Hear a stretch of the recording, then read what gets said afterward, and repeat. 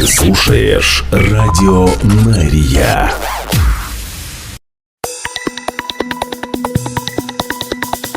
Израильская служба новостей в прямом эфире на Радио Мария. Здравствуйте. Сегодня 24 января. Пятница. Мы начинаем.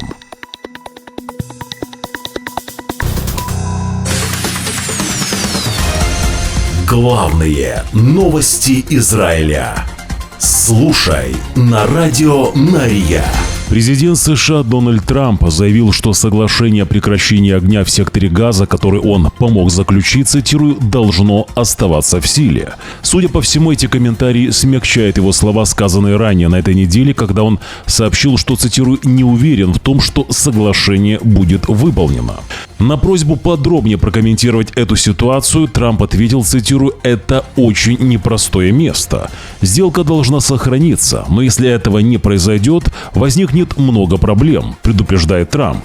Также Трамп заявил, что надеется, что иранский ядерный кризис можно будет разрешить без необходимости нанесения Израилем военного удара по Тегерану.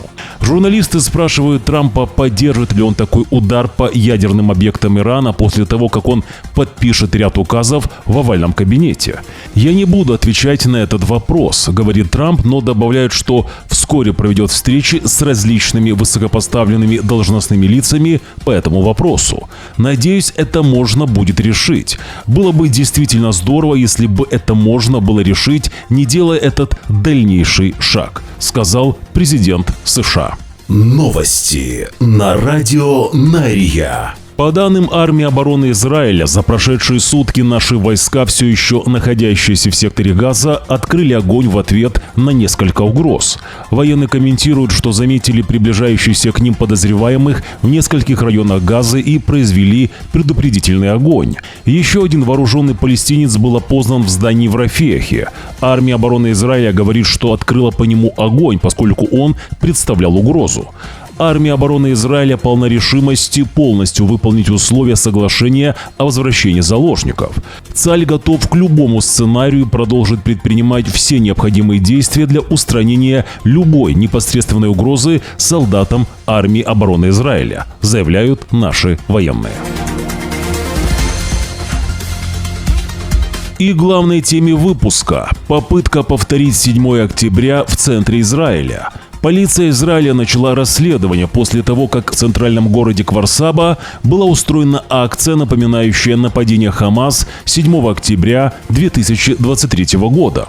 Участники акции были одеты как боевики Хамас в военную форму, зеленые повязки на голове и с муляжами оружия, стоящие на белом пикапе, подобные тем, на которых Хамас переправляли своих боевиков через границу с Газой в Израиль.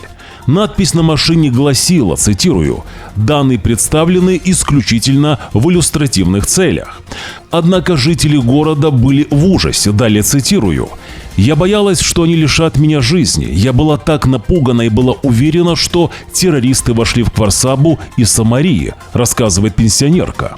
Еще одна жительница Квар-Сабы говорит, что вышла на прогулку с собакой, как увидела террориста Хамас. «Я начала кричать, от ужаса собака убежала. Я потеряла свои личные вещи, когда пыталась укрыться в ближайшем здании. Позже меня забрала скорая, я в больнице. Мое состояние очень плохое», рассказывает пострадавшая. «Как можно с этим шутить?» – говорит женщина. По словам же организаторов повторения 7 октября в центре страны, протест был направлен на то, чтобы продемонстрировать несогласие с соглашением о прекращении огня и освобождении заложников между Израилем и Хамас, которое вступило в силу в прошлое воскресенье утром. Акция была призвана продемонстрировать то, цитирую, что произойдет, если государство Израиль не поспешит оккупировать Дженин, изгнать террористов и создать там еврейские поселения. Если этого не произойдет, то террористы Нухбы перетащат девушек из Квар-Сабы в Дженин, говорят организаторы акции. Жители же Квар-Сабы сообщили о происшествии в полицию. В израильской полиции комментируют, что 3 подозреваемых участников акции были задержаны в связи с инсценировкой вторжения Хамас, организованной ночью в Квар-Сабе. Подозреваемые были задержаны по подозрению в нарушении общественного порядка в общественном месте, добавили в полиции.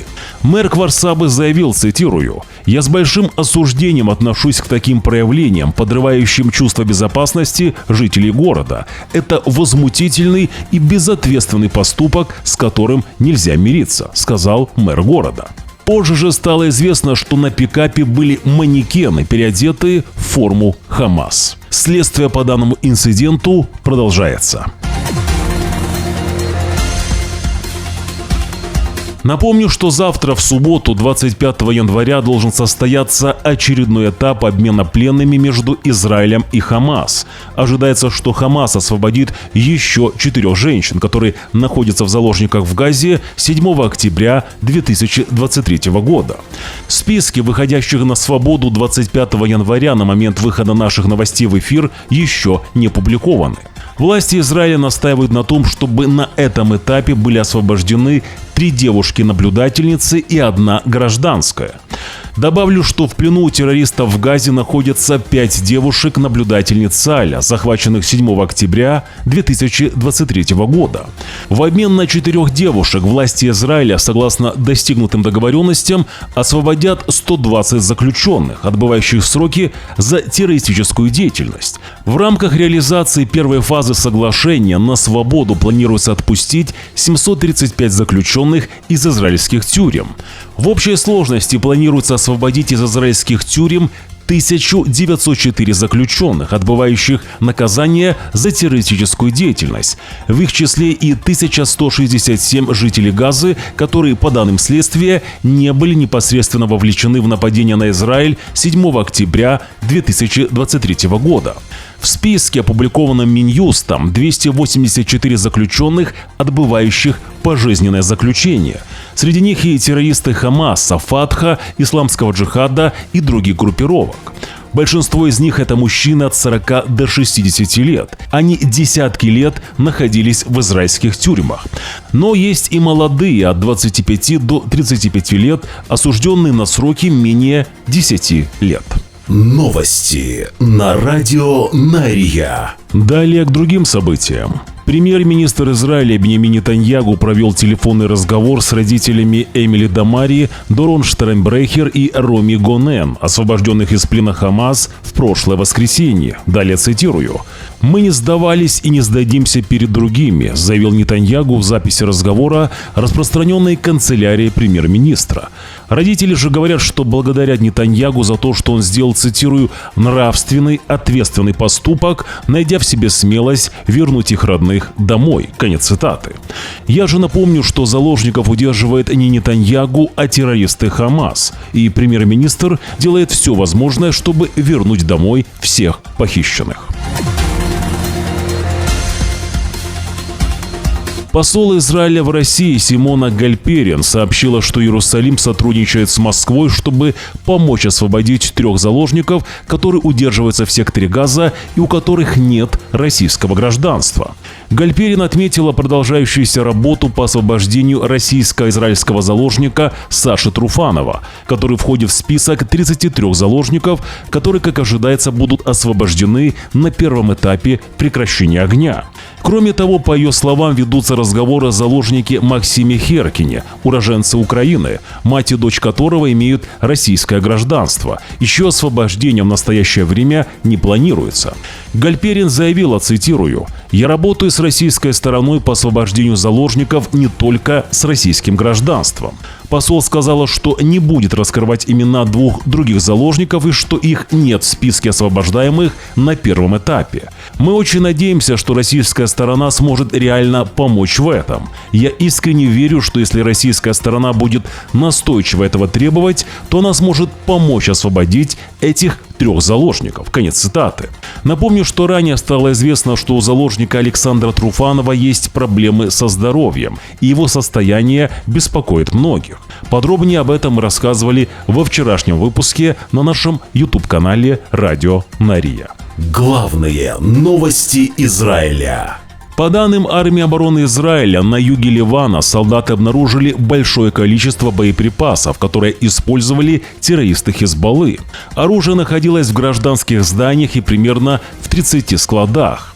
Напомню, что до этого воскресенья Израиль должен покинуть Южный Ливан, хотя, как сообщается, мы, Израиль, попросили посредников отложить вывод войск. Премьер-министр Израиля Биньямин Нетаньяху выступил с заявлением в поддержку Илона Маска после того, как владельца соцсети X обвинили в нацистском приветствии. Далее цитирую. «Маска ложно оклеветали», пишет Нетаньяху в соцсети X. Илон – большой друг Израиля. Он посетил Израиль после резни 7 октября и с тех пор неоднократно решительно поддерживал право Израиля на самооборону от геноцидных террористов и режимов, которые стремятся уничтожить единое еврейское государство, продолжает Нетаньяху. «Я благодарю его за это», добавляет премьер-министр. Напомню, что Илон Маск – ярый сторонник и союзник президента США Дональда Трампа, во время инаугурации в понедельник сделал жест прямой рукой, который многие назвали как «нацистское приветствие Маска». Главные новости Израиля. Руководящий орган Международного уголовного суда заявил, что он, цитирую, «обеспокоен санкциями против суда и его персонала после попыток Соединенных Штатов наказать этот институт в знак протеста против ордеров на арест премьер-министра Израиля Биньямина Нетаньяху и бывшего министра обороны Израиля Йоава Галланта в связи с якобы преступлениями в секторе Газа». В заявлении, опубликованном на веб-сайте МУС предупреждает, что санкции могут, цитирую, «серьезно затруднить текущее расследование во всех ситуациях, а также другие действия суда, а еще повлиять на безопасность потерпевших, свидетелей и лиц, подпадающих под санкции». Конец цитаты. Ранее же на этой неделе президент США Дональд Трамп отменил указ и возобновил санкции в отношении членов МУС, которые проводят расследование в отношении американских военнослужащих. Мужчину, который вчера, 23 января, попал под огонь в городе Акку на севере Израиля, спасти не удалось. В медицинском центре Галилея в Нари рассказали, что пострадавшему 57 лет. Он был доставлен в приемный покой в критическом состоянии. Полиция расследует обстоятельства этого инцидента. По предварительной версии следствия, преступная группировка собиралась ликвидировать другого человека. Огонь по мужчине был открыт по ошибке.